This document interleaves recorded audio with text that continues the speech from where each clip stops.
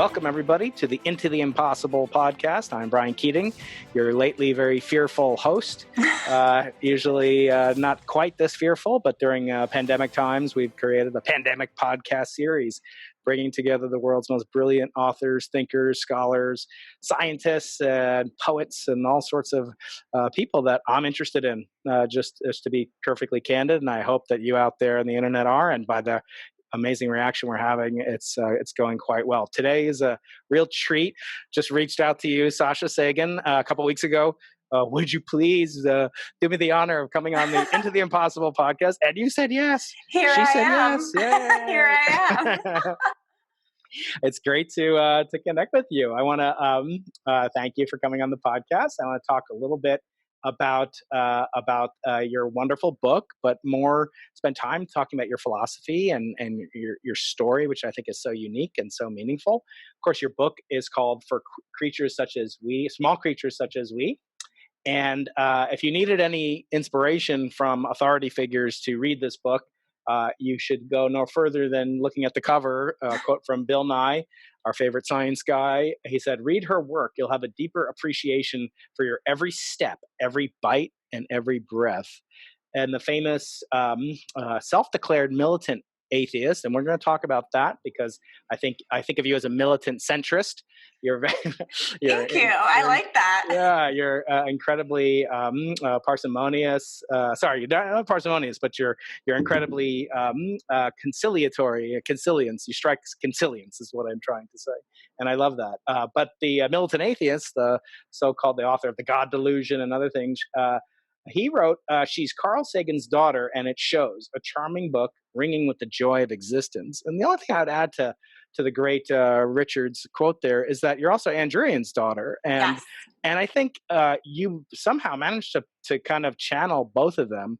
And the book really resonated to me as a father of daughters and of sons, and also just as a human being, is a sort of a paean to your parents, both Carl and Anne, and also you as a mother and your daughter and your husband. And I found it so refreshing.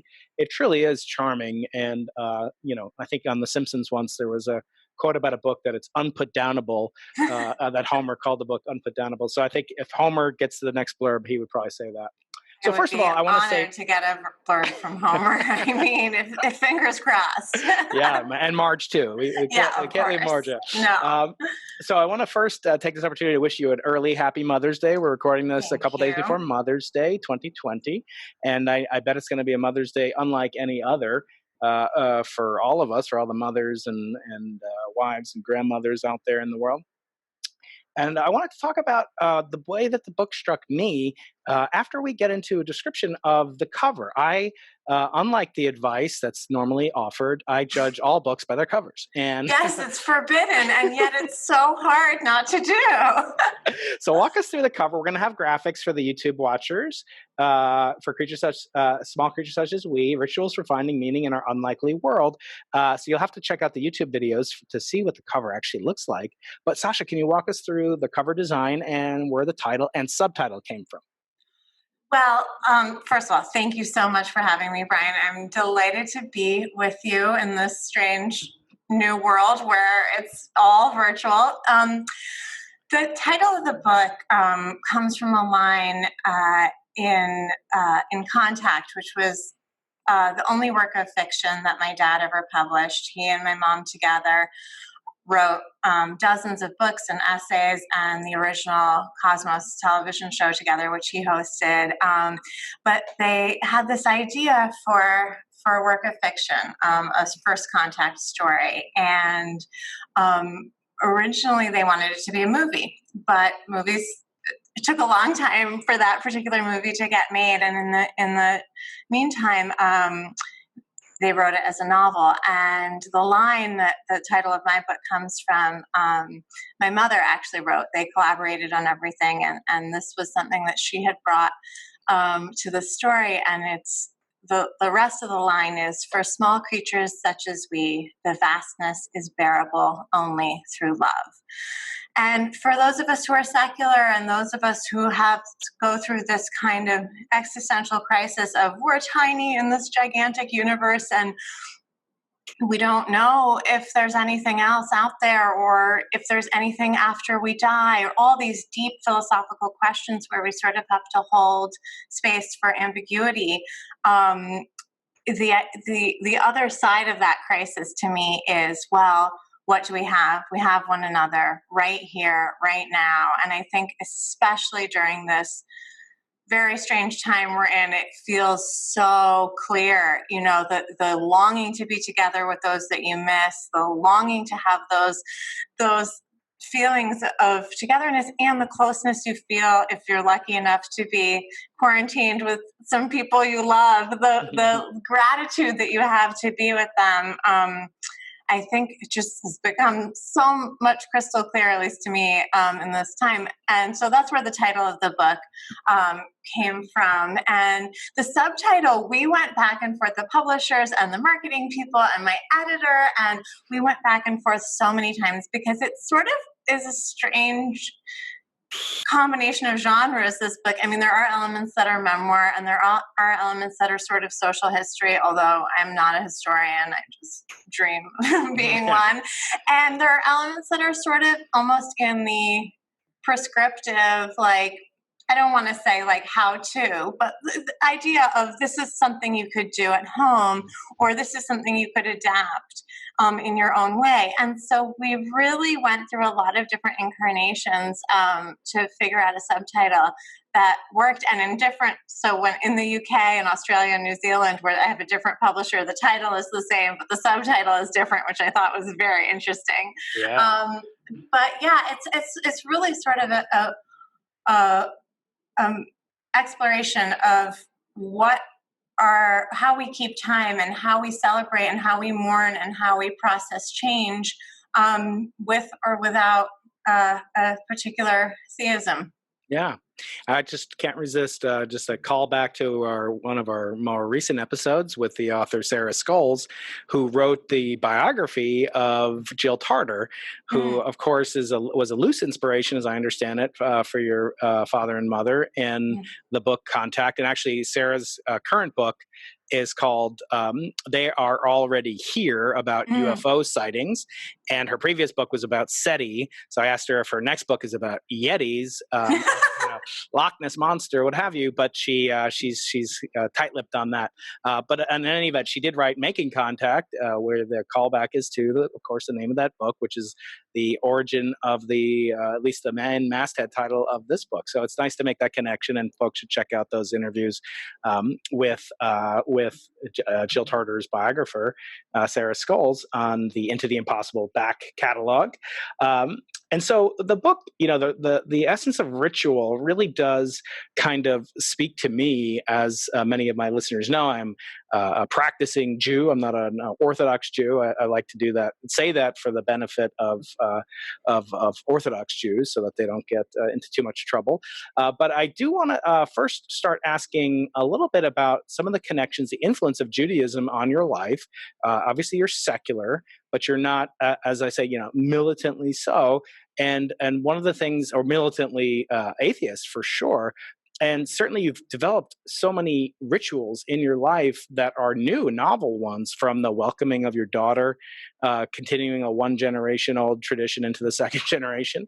And you really tie together these beautiful connections between the biological, the astrological, the physical nature of cycles. And I think rituals don't exist without cycles, or without some notion of time's passage. And the only thing I'll say about the book's structure is that it's ordered by season and kind of seasons of life. But I want to ask you a question that came to me during the reading of the book. I read a lot of books on leadership and being a good leader. And one of them is like, willpower is useless. Like, discipline trumps willpower every day. And I started to think, well, like, what is better in the hierarchy according to you, Sasha? Do you feel like willpower, ritual, habit, because you talk about all sorts of different habits and rituals, from your husband so lovingly providing you with morning coffee, at least before the baby, or maybe before the pandemic, or maybe he still does. All right, he's amazing. My wife's not going to listen to this. So talk us through, like, the hierarchy in your mind. would you, what do you think a person should sort of rely on? A ritual, a habit, or their own willpower and discipline? I think that, I mean, it just depends on what you need and what you're looking for as a person. What I've really found in ritual, and in terms of my own belief or lack thereof, I consider myself secular, which is my position is I reserve belief without evidence. So I don't think it's for me to say there is definitely not this or there is definitely that. But the things that are supported by evidence, for me, are so breathtakingly astonishing and beautiful that has provided, nature as revealed by science has provided enough for me, enough wonder, enough awe, enough sense of belonging, in part of something greater than myself, that I don't feel a call to that which relies on faith to be believed. That said, my ancestor, I mean, when I take a DNA test, Kit, and the results come back, it's like you are like 99.9999999% Ashkenazi. Well, Jew. no, like, no one's perfect, Sasha. Yeah, I know, right? Just kidding, I think just they kidding, like legally just can't kidding. even say. I'm Right. like, what? Yeah, what traveling salesman in the Middle Ages came through? And when I took the test, my dad said to me, "Congratulations, you're genetic garbage." Yeah, oh, I'm your father. You're genetic garbage. No, but and the thing about relying on science as your worldview is that it's missing like cuisine and expressions and holidays. And I'm very, I love a celebration. I love a party. I love to get dressed up. I love to mark time. And I find it very soothing. And I think that that's something that ritual provides and allows us to process change. Because, that change, as my mother always says, there is no refuge from change in the cosmos. It is constant. It's the only constant. And it's very hard for us, we little creatures on this pale blue dot, to get our heads around it. Even just like when you see someone you haven't seen in a long time and they're older, birth, death, coming of age, the changing of the seasons. These are the markers in our lives because these are the signposts that say everything is not forever. And some of the changes are cyclical, and some of them are permanent. And I think the reason that rituals, elaborate rituals, very private rituals, all manner of ritual have developed independently from one another in so many disparate cultures at such similar moments in our lives is because we have some deep need to really take a step back and say, wow, things are different today than they were yesterday or than they were last year or whatever it is. And so that's something that I really connect to in Judaism. And so we have, for example, a secular Passover Seder every year, and we do Hanukkah, but we do it from a standpoint of this is what our ancestors did, beyond 2 or 3 generations. I don't know anybody's names. I don't know what village they came from, but I know that they were Jews. And so like when I light like a yahrzeit candle on the anniversary of the death of someone that I loved, I know that somebody I came from, somebody whose qualities I have somewhere, somehow genetically, did this at some point in the last 6,000 years. And I find that really soothing and meaningful without it requiring a theistic connection. Yeah. Yeah, I wonder when I was listening to I listened to it, I read it, and I recommend all every single listener buy and get all 3 different versions of this book. Thank you. Yeah. I get a nickel every purchase. But I thought about it, and it reminded me of, and there's so much in what you just said, from belief in science and evidence, and of course in ritual. Just the last thing I'll say about kind of habits versus willpower. So when my wife and I are walking through some the county fair, and so one of the kids wants something deep fried butter stick or something, the easiest thing for us to do is say, oh, it's not kosher, sorry, it's like that trumps everything. Mm-hmm. And then lower down is like their own willpower, and then lower down is like perhaps that's not the way that we do things, or something along the scale of things. It seems like ritual has always had sort of a religious connotation, or has a certainly religious connotation. We're going to talk soon about a ritual in academia that I'm going to run off to in an hour.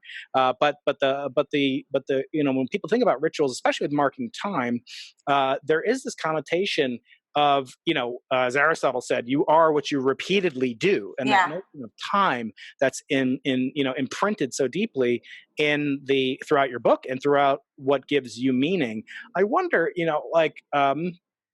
just to be candid, do you think your daughter or your granddaughter or your grandson, are they going to preserve these things as you did, or for example, Jews have been observing Passover for thousands of years, or women, have been lighting yahrzeit candles the same kind of length of time, or in Christianity, you detail the history of Christmas in your book.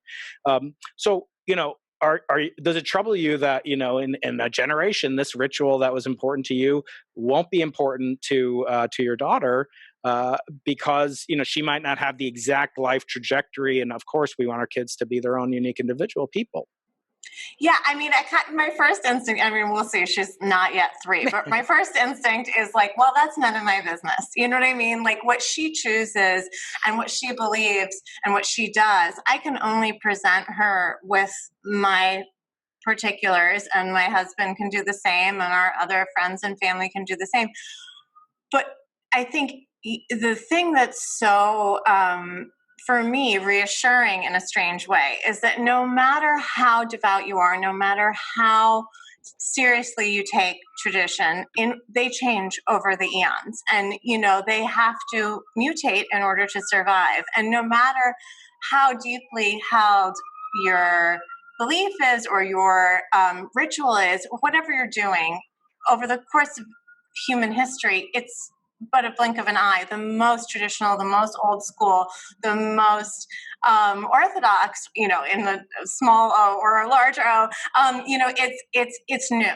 And whatever happens in the next couple of generations, or the next, hopefully, if we manage not to destroy ourselves in hundreds of generations, for anything to survive, it has to change. And I can only give her what I have, which is very different than what my great grandparents, who were Orthodox, did. And I can only say this is a connection to the people who came before you, myself included, and people who we don't know, whose names we don't know. But she has I think the weight of ritual, of the obligation, of the feeling that you have to do something because you're carrying on a tradition. If it doesn't ring true for you, or it doesn't serve the purpose of helping you process change, or celebrate, or find joy, or go through the process of grieving, or whatever it is that it serves for the individual, I don't think that the weight of obligation should force one's hand to do something if it's not what's right for them. And, I probably am more enthusiastic about rituals than my parents were. We had Seder and we had Hanukkah and stuff like that, but they didn't, there wasn't it was nice and they liked it fine, but cultural, yeah, exactly. But for me, this is I like to throw a party, I get into it. And I think that the pendulum swings. It could go either way. She may totally leave off any semblance of these traditions. My husband's not Jewish, so she also has the traditions from Western European Christian ancestry to choose from, or something new, or something totally different. And I think that has to be up to her, because I think both belief and lack of belief,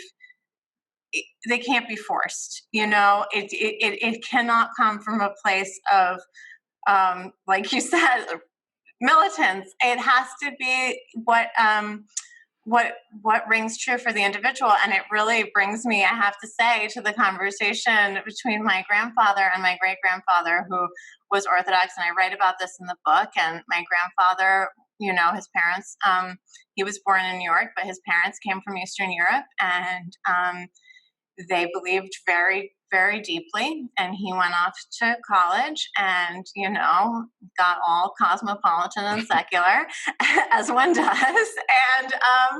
And he came home, and, that as the story retold to me, obviously many decades later, that like pit, not in the pit of his stomach, waiting, to talk to his dad. And he comes home and he finds his dad davening, and he waits for him to finish. And, very sheepish says, "Look, I've got to talk to you about something, Dad. I'm not going to go to shul anymore. I'm not going to keep kosher anymore. I don't believe." And his father looked up at him and said, "The only sin would be to pretend." And I just, by the time it was told to me, it was like a family mantra legend. And I really think that to me is the deepest thing, is that in terms of this stuff, and especially in terms of ritual, if it doesn't ring true for you, and it doesn't have any value, I don't think that, even as however fabulous my seders may be when my daughter is an adult, if she doesn't want to throw them, that's up to her. What I don't want is her to do it something that's very labor intensive out of obligation, Right. Yeah, I guess one thing that, as you're saying that, I hadn't really made the connection, but, there's a statement, I think Dawkins made this, that it's basically a crime, when a kid is born, to say, "Oh, you are Christian." Like, nobody's Christian from birth. Like, your husband could take a genetic test, but it's not going to say what religion, he comes from, with the accuracy and specificity that we can take it as Ashkenazi Jews predominantly. And he basically, I mean, I don't want to put words in his mouth, and him better than I do, but it almost is like, oh, it's like child abuse, to like expose a child to the religion of his or her birth. And I do feel like it's kind of disingenuous. And I said this, in several different interviews that I've given in connection to, my thoughts on Judaism and on observance in general, as a practicing scientist and as a person of faith who is really more sort of practicing agnostic, in that I don't know for certain that God exists. But I see, like, if God does exist, is he going to, or she going, I'm going to say he traditionally. And I'm not, don't worry.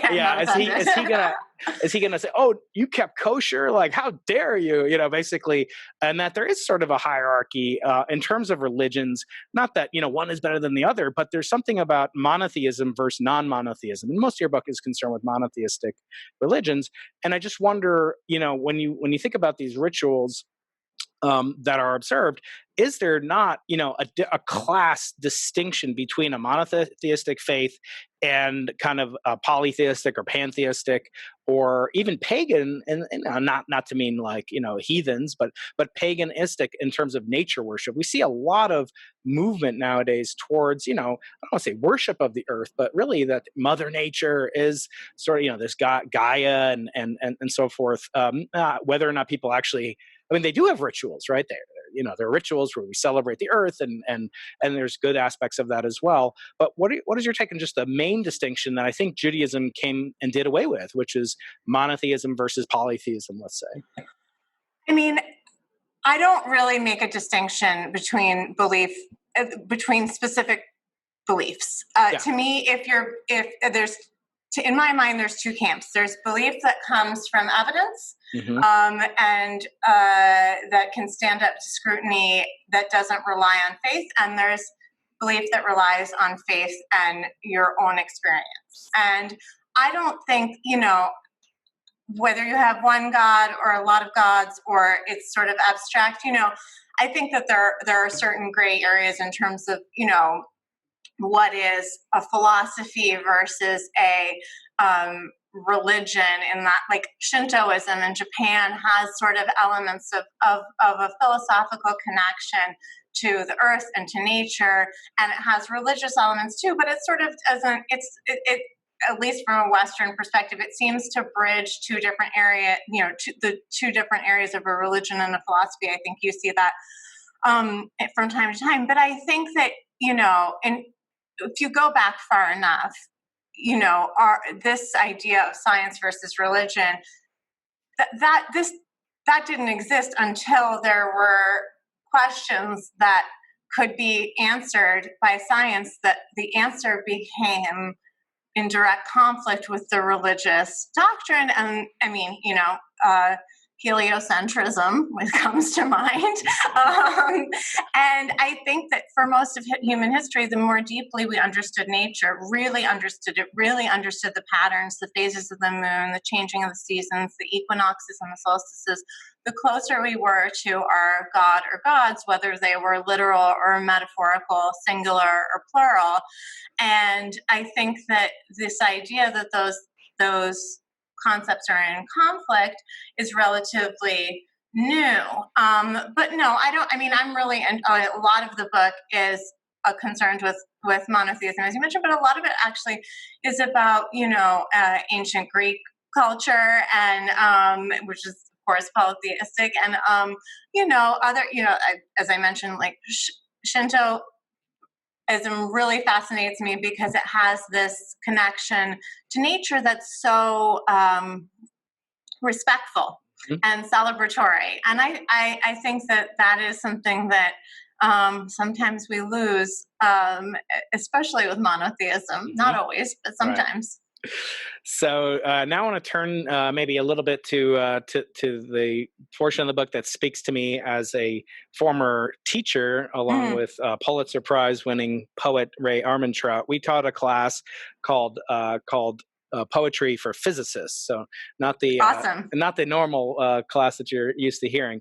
And here's how we began the course. And I want to know your preference between these two prose poems. The first is by Walt Whitman, and it's called, because I think your book has a rhyme to it, has a poetic meter, and it's quite lovely, and I think you'll appreciate this. So Walt Whitman wrote this called "When I Heard the Learned Astronomer." When I heard the learned astronomer, when the proofs, the figures were ranged in columns before me, when I was shown the charts and diagrams to add, divide, and measure them, when I sitting heard the astronomer when he lectured with much applause in the lecture room, how soon unaccountable I became, tired and sick, till rising and gliding out, I wandered off by myself in the mystical moist night air, and from time to time looked up in perfect silence at the stars. That's poem number one. Poem number two. I'm familiar with it. It's a good one. Go on. Poem number two is not really thought of as a poem, but I think it is, by Richard Feynman. It actually doesn't have a title to it, but he says, "Poets say science takes away from the beauty of the stars. Mere globs of gas atoms. I too can see the stars on a desert night and feel them. But do I see less or more? The vastness of the heavens stretches my imagination. Stuck on this carousel, my little eye catches one million-year-old light, a vast pattern of which I am a part. What is the pattern, or the meaning, or the why? It does not do harm to the mystery to know a little bit about it.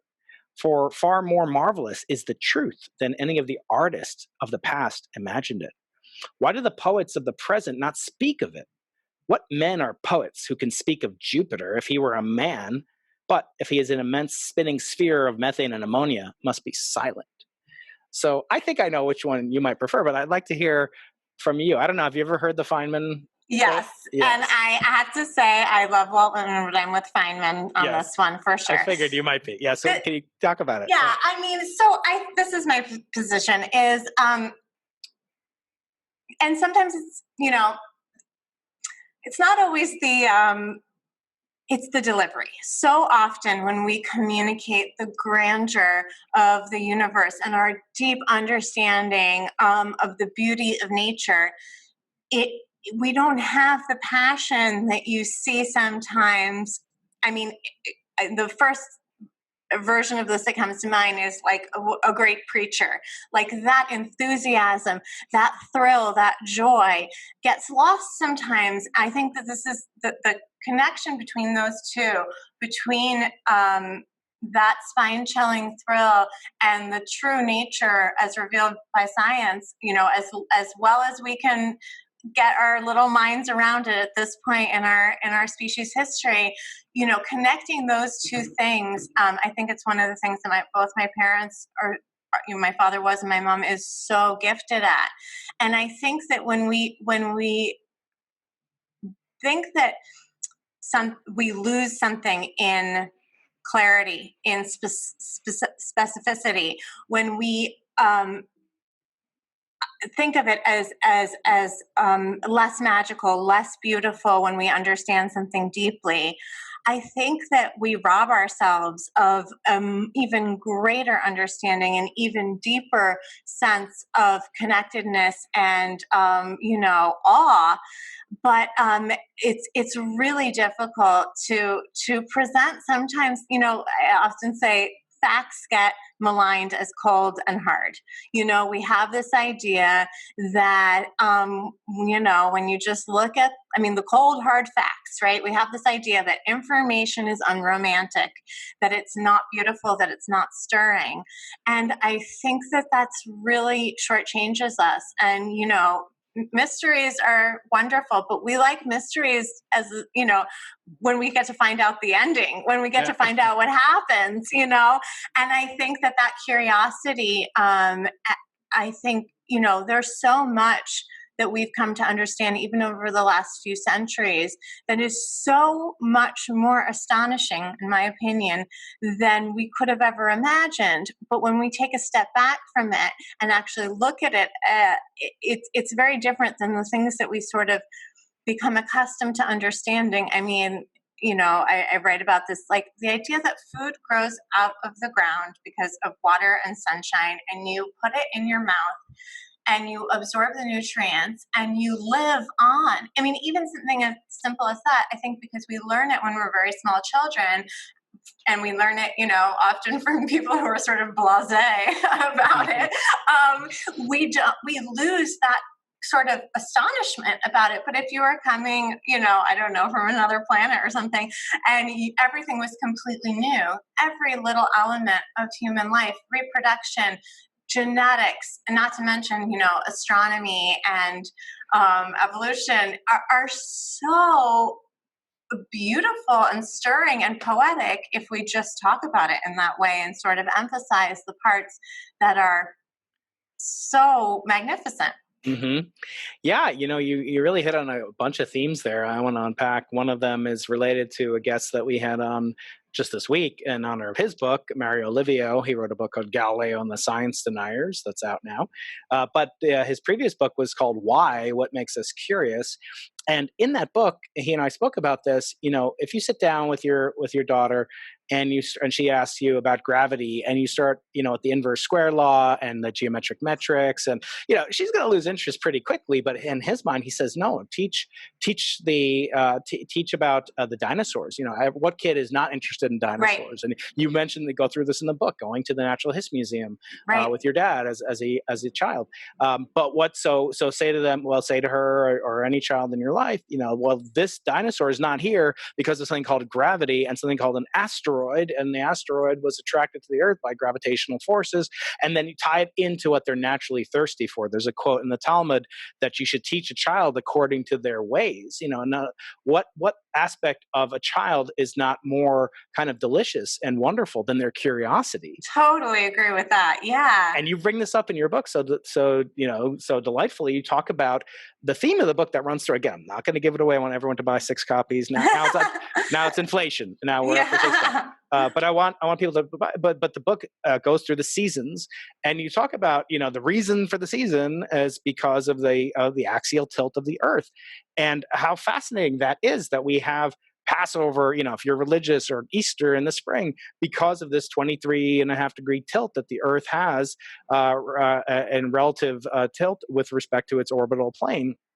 And then, I was thinking, well, that would be an amazing thing to start teaching, teaching little kids. They understand why the seasons are, they understand that seasons are, except here in La Jolla, San Diego.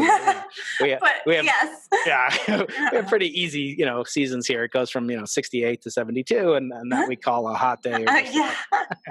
But yeah, the notion of, of teaching came across in the book as a form of ritual. And I wonder, I was told that by a Russian colleague that the word scientist in the Russian language means one who was taught. And I think about teaching as a ritual. And as I said, later today, I'm going to engage in a ritual. One of my graduate students, who's now a professor, Darcy Barron in New Mexico, she made this plaque that details our academic family tree. And it goes back 19 generations now. And actually, she has her own graduate student at the university. So I've got 20 generations, goes back to the 1500s. And yet I feel like, in the way that we have, and I have one of I think my 14th student's going to defend his PhD in about 90 minutes. So I want to talk about academic rituals and the teacher learner mentor process and what it means to you. You were lucky to have wonderful parents and teachers living in the house with you. And last night I sent this shocking video. I don't know if you've seen this, but it's weird because it's meant to be like comforting. It's this robot called Moxie. Have you seen it? No, It's a what is robot it? called Moxie, and I hope they won't stop advertising with the Into the Impossible podcast. But it's a robot, and it's like you're supposed to put it in the room with your kid and leave, and the robot is basically can pass the Turing test that a 4-year-old can muster, and then it holds your kid's hand and it asks them problems, who's bothering them at school, and I sent it to my wife. She's like, "That's so creepy. It's awful. Like, why would you want to do that?" And I was wondering, but there must be a need. Like, teaching is so difficult. This is Teacher Appreciation Week here in America, at least. A lot of homeschooling going on. A lot of people realizing how hard it is to be a teacher. So, talk us through the ritual of education, of being a parent, being a child, being a student, being a teacher. Well, I think that it's so funny because something like defending your thesis or graduation, it falls so clearly into the very traditional structure of a ritual, right? You are apart from something. This is defined in this book called Rites of Passage, which sort of was an early exploration of these things, where you start apart, and it's the preliminal phase, and then liminal, meaning threshold, is the ritual, and then you go through the threshold and you're together, and so, like, for example, a wedding is very traditional in this format. You're apart, you have the ritual of the ceremony, and then you're together as a married couple. But with graduation, right, you're apart from your degree, from your maybe new title, from your future career, and you go through the ritual and you say the magic words, or you're given the magical paper, and you are deemed to have passed through this threshold, and now you are someone else, you are something else, you are part of something else. And so I think that there's so much, and you see it, just anytime that there are like gowns and hats involved, in things that we otherwise don't do. You can think of it as a ritual. But in terms of the everyday elements of it, and I think you can see this from really early in childhood, children are so naturally curious, and you're right, it's one of their most fabulous qualities about a little person. And it's, I think, so often adults feel some element of insecurity if they don't have all the answers. And I was really lucky because I had two amazingly brilliant parents, but also because they were so willing to say when they didn't know the answer. And that was actually something that was really celebrated. Like when I was small and I could ask a question to which they didn't know the answer, it was like I had done something really wonderful because I was curious enough to get beyond the knowledge of two very smart adults. And it was like my brain was working. And so, in those days, we would go over to the encyclopedia and pull off the right volume and try to search for the answer. And this kind of almost little intellectual adventure was this family activity, and we would try to find a clue towards what we were getting towards. And now, because we all have the encyclopedia and so much more in our pockets, it's so much easier. And, if you're like in the car and your kid has a question, it used to be, well, when we get home, we can look it up. And now, pull over safely. But, now it's like all these answers are with you. And of course, we have to discern sources, and we have to take into account where we're getting our information and all sorts of ulterior motives and things like that. But the idea that we have access to this, and sometimes it's very basic question, what year did something happen, or who was this person? I've heard their name and I don't know what they did or why I know who they are, and like to go down those rabbit holes of, well, what about this? And well, when was that? Together as a family is so special. And it really is a ritual because you start separated from the information you're looking for. You get there, you read it, you research it, you find what you're looking for, and then you're united in this deeper understanding. And when you do it as a family, it's so special. And, I think just getting comfortable in general, but especially with small children, with the idea of saying, I don't know the answer to that, that's a really good question, is so, it's such a I think it's such a gift to a Yeah. child, because then they don't feel like they have to pretend that they know everything, and they understand that it's okay to not have all the information, but that it's more important to follow the curiosity towards real information rather than forcing an answer in, because we have such discomfort with ambiguity, with not knowing. Yeah. And I also just think you end up learning so much more. And like my daughter, as I said, she's not 3 yet. She's, again, talking about like our relationship with nature, like, and I mean, when she sees the moon, she like freaks out like every time, like it's brand new and amazing. And like what through her eyes, it is amazing. And again, talking about gravity, and like there it is, and it controls the tides, and it changes over the course of the month. And because of her fascination with it, now my husband and I are like really well versed in the phases of the moon and like waning and waxing gibbouses and all this stuff that, like, she now can on site recognize. And it's like you were saying, this was something that she was curious about, Yeah. and we just went all in with it, and now it's this family source of enthusiasm, most nights. The family of lunatics. Well, I want to make exactly, a connection. in the literal sense, right? Yeah, Well, maybe also the figurative sense. But. One of our hardly. One of our listeners gave me a question to ask you, and it really connects to this curiosity and to the moon and to being a woman. And his, question is, what do you sort of make of the fact that in his mind, the first astronomers might have been women? I mean, actually knowing about the connection between the monthly cycles that they enjoy or not. But I don't know. I haven't experienced it myself. But the point is, that he claims that women would have been the most keen observers of the moon and the most influenced by it, and noted, obviously, with their vastly superior intelligence, that there's some connection, and there is this monthly ritual. And you talk about it in the book a little bit, but I wonder if you could walk us through that, because it does connect to exactly what you said. Your curiosity linked to your biology, linked to the astronomical.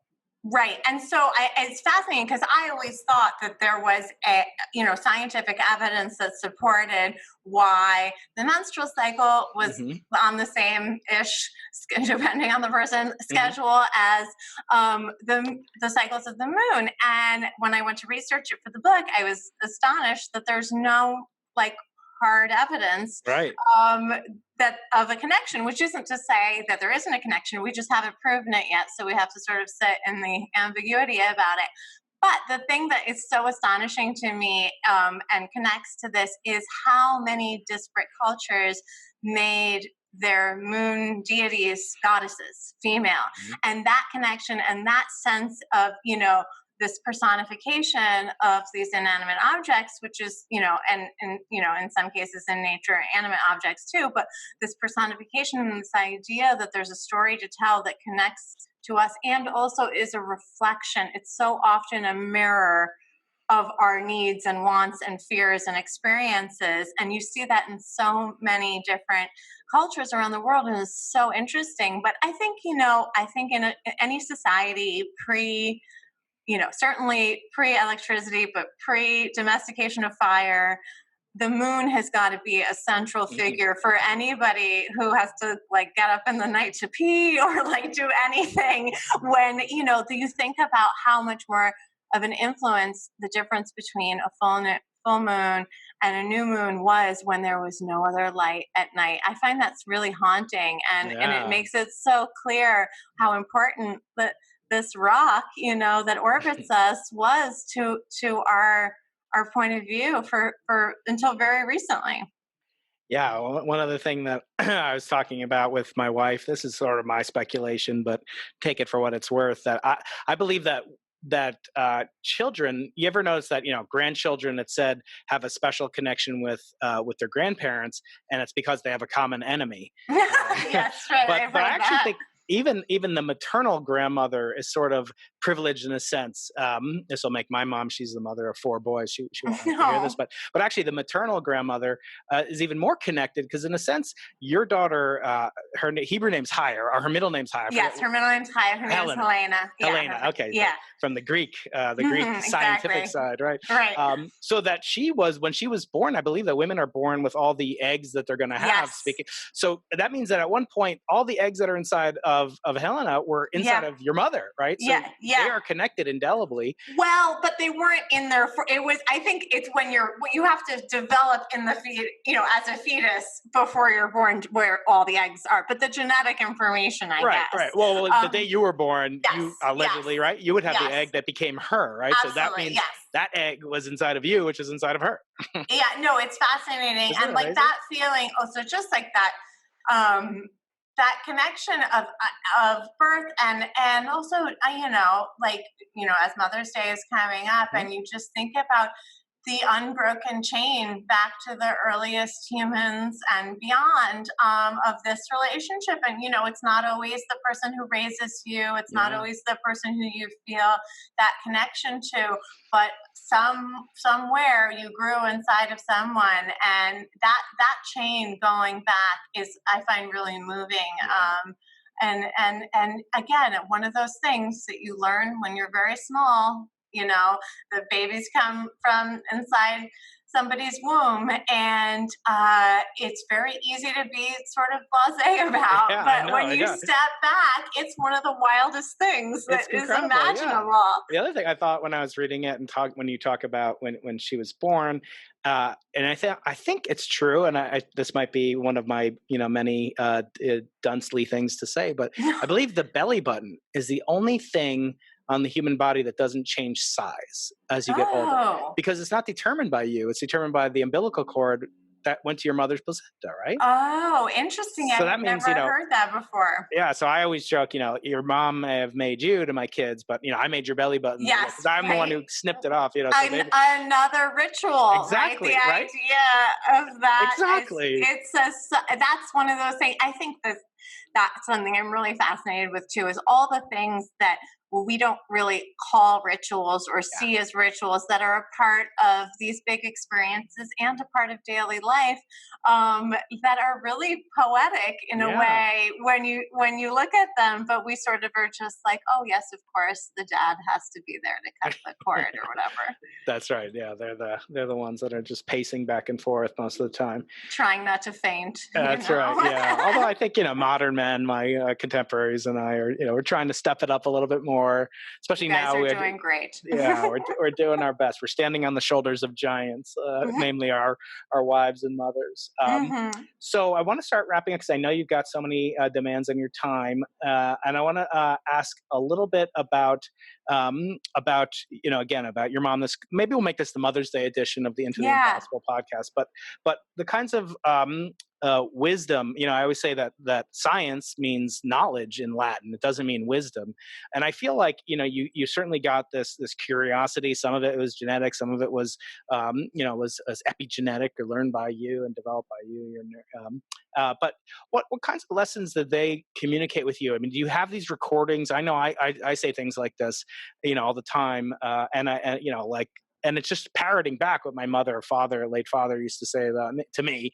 And I wonder, are there kind of ethical or wisdom lessons that have come through from these, from your parents that come through to you?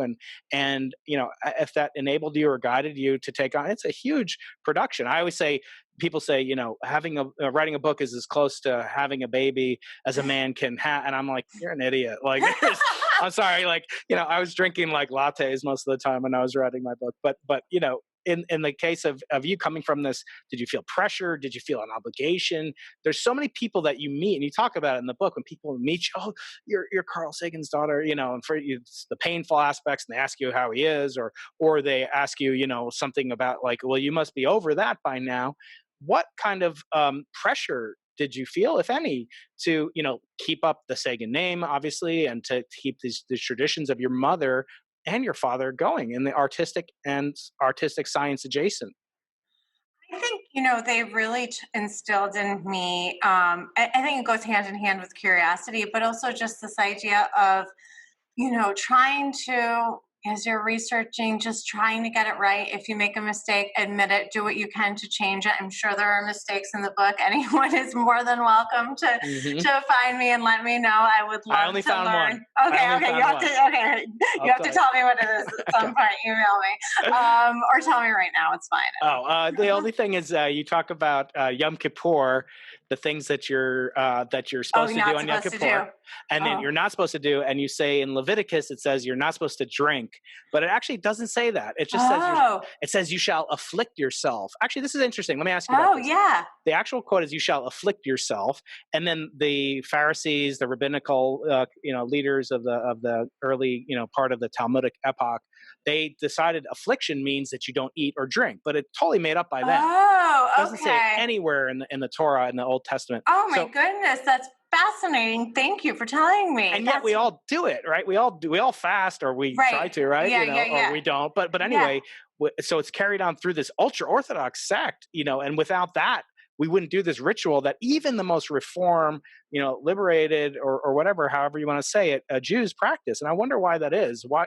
I mean, that we take these traditions from religious sects that are so much more, conservative, small c, than we are. Do you have anything? Oh, that's so interesting. So you're saying that even the fasting, is not. Doesn't say fast. Wow. Yeah. Well, that's fascinating, and I'm just gonna have I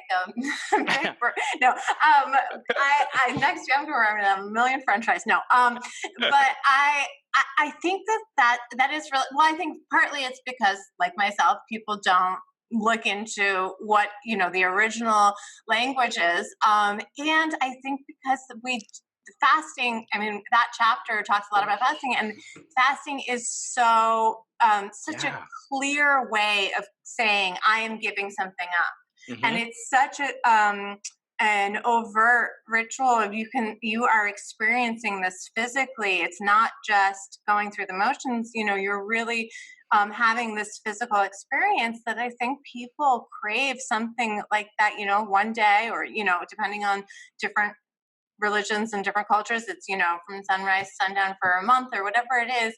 I think that there is this element of wanting that almost physical connection to the ritual, but or it's just they're like, this is what my grandmother told me to do, so I'm going to do it. I mean, there's a lot of that. But I think they got so much right. I mean, charity, as you say, fasting is good for people nowadays. Meditation, prayer. There's so many good things that are concomitant with the, and I think if people got away from this feeling, as you seem to have gotten away from, that you are, in a sense, you are choosing the things that appeal to you and choosing not to do the things that don't appeal to you. Obviously, that's not a standard, an Orthodox Jew would practice or whatever. Any religion. And it's kind of tailored to you, but you seem to have accepted that it may not continue with, Helena or whoever else, but that's okay because you have determined a kind of, gestalt for your own life and how you want, and the values that you're communicating are the essence, the code that you want to transmit into the future. I think that's obviously very beautiful. Well, thank you. To answer your question, wait, I do want to answer your question though about like family. I guess pressure. I think that I haven't really experienced this feeling. I mean, I think anyone wants to like positively reflect on their parents, I would imagine, and I definitely feel that way. But I never felt a pressure that I had to like live up to something so much as like. The book, I felt like it was more that like the pressure of like having something inside me that I wanted to write about, and the like actually getting it down on paper almost felt like a relief rather than a source of stress, if that makes sense. And I think that when you like write something, it's because you like need to, and then that's the only reason you write something, right? And if it's helpful to somebody else, that's wonderful, but it's like it's almost really selfish because it's like you have to get this out there. And like I don't know, I was really lucky to have the parents and have my mom that I have, and I think that the emphasis on questioning and the willingness to hear questions and the willingness to tolerate ambiguity is something that's so hard to do as a parent or just as a human being. And it's something that they really gave me as a gift, to be able to say, I don't know, to be able to say some things are, really mysterious still. We don't have all the answers, and we may get some someday, and other things we won't. But that life on this little planet is still profoundly beautiful, even if this is all there is. Yeah, precious and fleeting, right? Yeah, I didn't. As I read it, I was thinking when I wrote my book, how did my father react to it? And he was a militant atheist, my late father, and he used to say things like, "I don't believe in God, but I do believe in the devil because he made you believe in God." Oh, I wow. mean, he was very seriously militant against it, and it's refreshing and quite lovely to see. Your father, who's known for the books of kind of and you must know this, that there's scornful kind of reviews of the detrimental effect that Carl Sagan's Cosmos had and Druyan had on believers because it was seen by a billion people around the world, and I'm like, if your faith is so paper thin that you can't use it not only to not damage your faith but to increase your faith. If you believe, you should know the most about science because it will provide you the clearest window, maybe not the only one, but the clearest window into this magical, almost mysterious processes by which God, if you believe, if you don't, that's fine. I don't really care. But created the world, or what purpose the world might have. I don't know. I'm looking for it, and I think every day is a mysterious, delicious puzzle. I want to Yeah. just take the opportunity because some of the listeners have asked questions on Twitter and elsewhere. One thing is, and I don't know if you can even answer this, but in Contact, one listener is asking, the search for extraterrestrial intelligence is coming from originally comes from Jodie Foster / Jill Tarter hearing this radio impulses on a large radio telescope, the Very Large Array, which I am privileged to go and review every so often as part of my service to the astronomical community. It's a wonderful facility, but she hears it using radio signals. After, we're now celebrating basically the 60th year of the search for extraterrestrial intelligence, with which your dad was deeply involved. And I wonder, what would he say about the state? We haven't found anything, and you're a big believer in evidence and belief, but we have no evidence that they exist, positive evidence. At what point, would he give up? Do you think, or would you? Let's just say personally, at what point do you turn the telescopes off? Because we don't have infinite resources on this perilous planet. When do you give up a search and just reside with the feeling that you may never know? Well, we may never know whether we search or we don't, but I think that it's the answer to a deep and profound question to know if it's just us or not. And I think my dad's curiosity about that was very profound, and mine is too. And again, this is one of those things where people would come up to him and say, "Well, what do you think?" And he would say, "I don't know." And they would say, "Yeah, but what does your gut tell you?" And he would say, I try not to use my gut for this sort of thing. I try to use my mind." And I think, it is an important question, and it's a profound question. And as long as we can try to gain a little more evidence, I think whatever the answer is, it's nothing we could possibly guess. And so it is worth trying to find out. And it tells us either way, the answer tells us so much about ourselves. Mm. Very nice. And I guess the last kind of comment or question that people are interested in hearing from you, if you can kind of profess that, for on behalf of your father, but I actually don't care. I'll change it to just to you. But at some level, there is an element of belief, even to scientists. I see it in my field.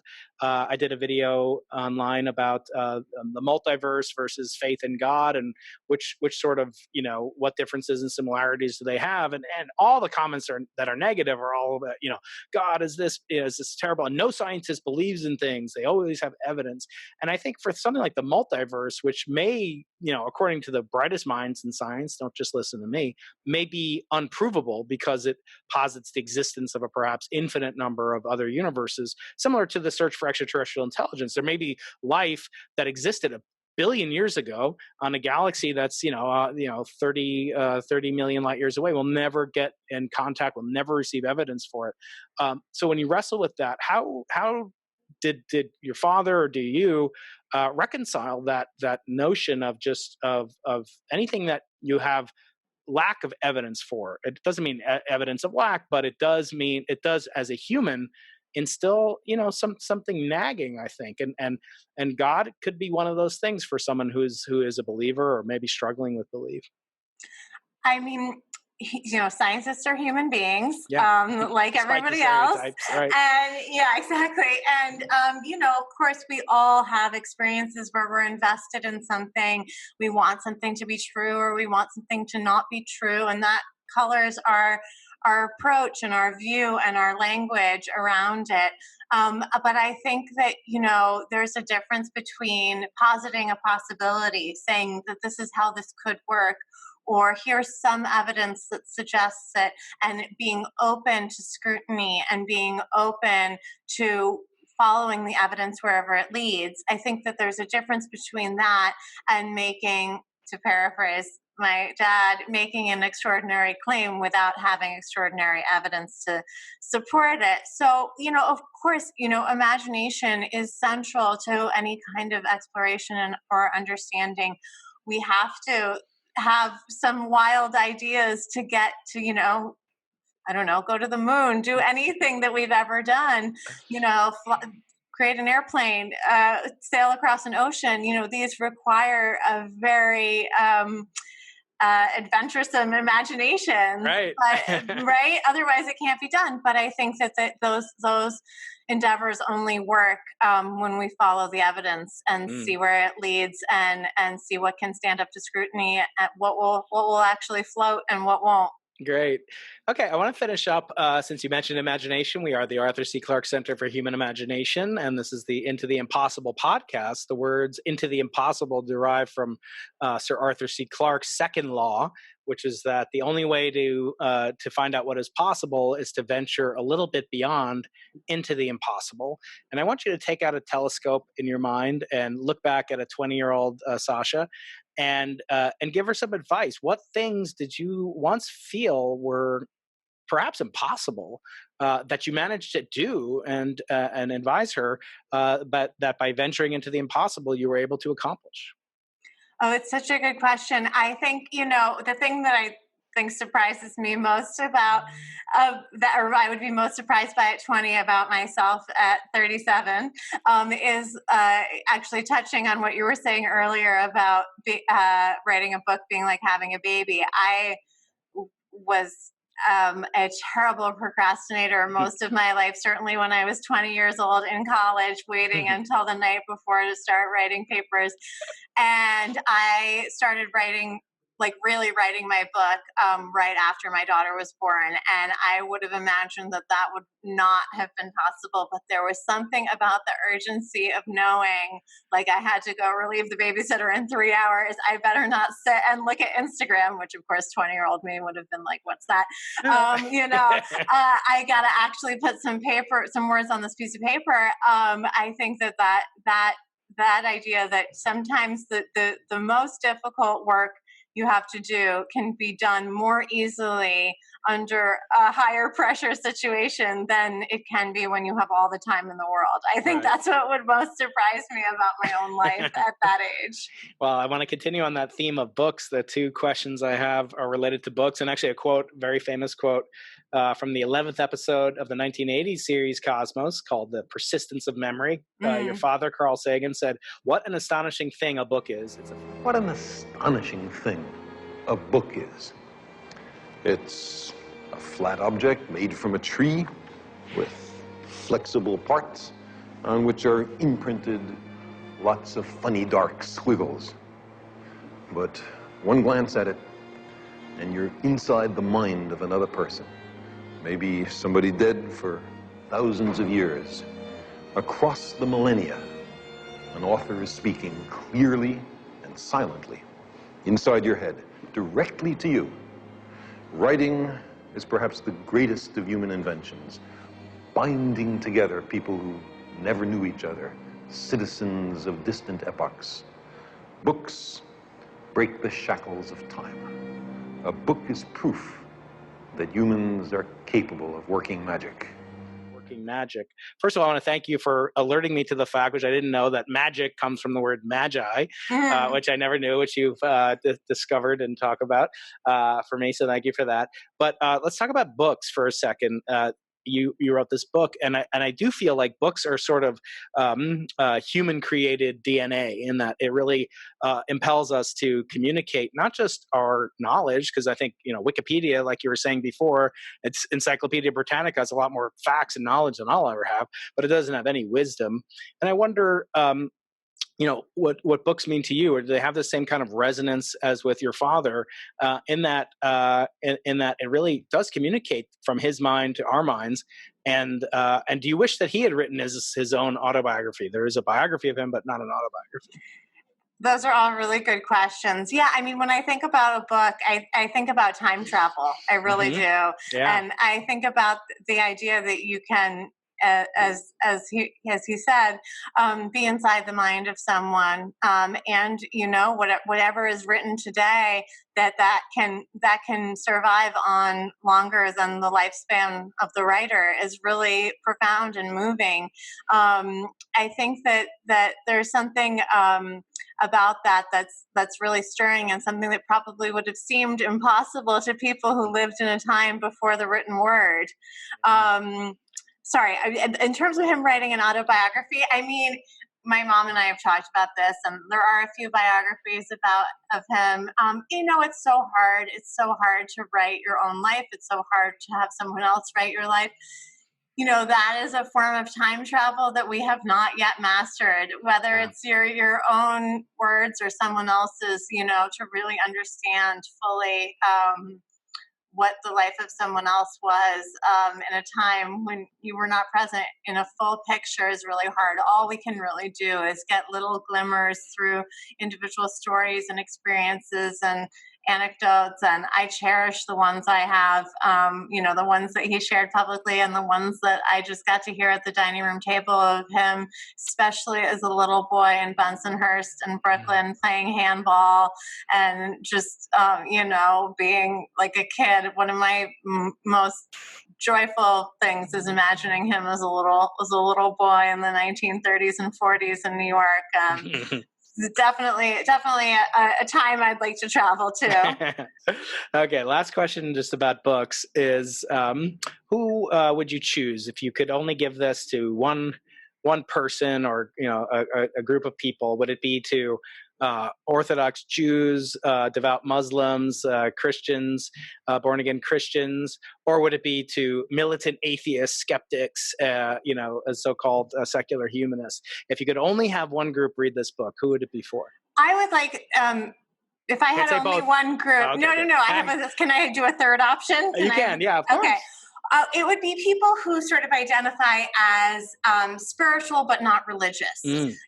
I think that there is, people are very devout, or, in either direction, if they're very devout religiously or very devout as atheists, they're all set.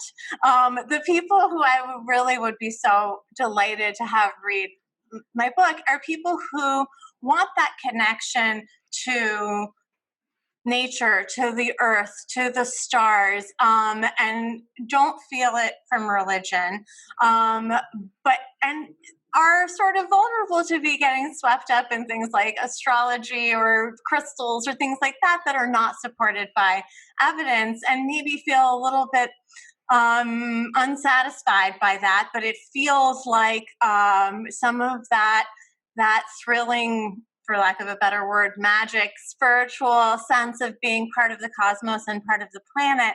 I think that there's a way forward that is evidence-based and still gives you that joy that we all crave in different ways. Great.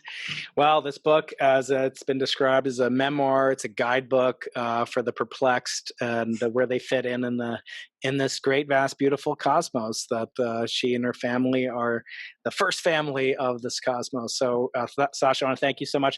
Can you just tell people really quickly where to find you, where to find your book, what other projects you might want them to be interested in the future? Sure. Thank you so much, Brian. You can find my book anywhere that you get books. Support your local bookstore if you can.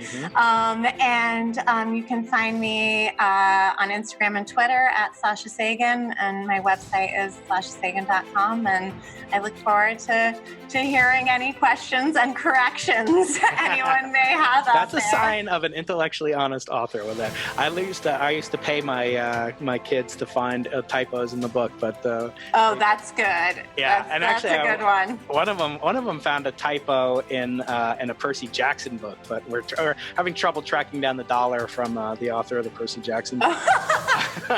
Anyway, voice. Yeah, as I said, I have a ritual to get off to, a part of a 1,000-year-old academic cultural tradition. I want to thank you for instilling meaning in and participating in this, and I want to wish you especially a happy Mother's Day, Sasha. I really hope you have a wonderful, meaningful day this week. You deserve it, and I look forward to all your future projects. Thank you so much for coming on the podcast. My pleasure, Brian. Thank you so much.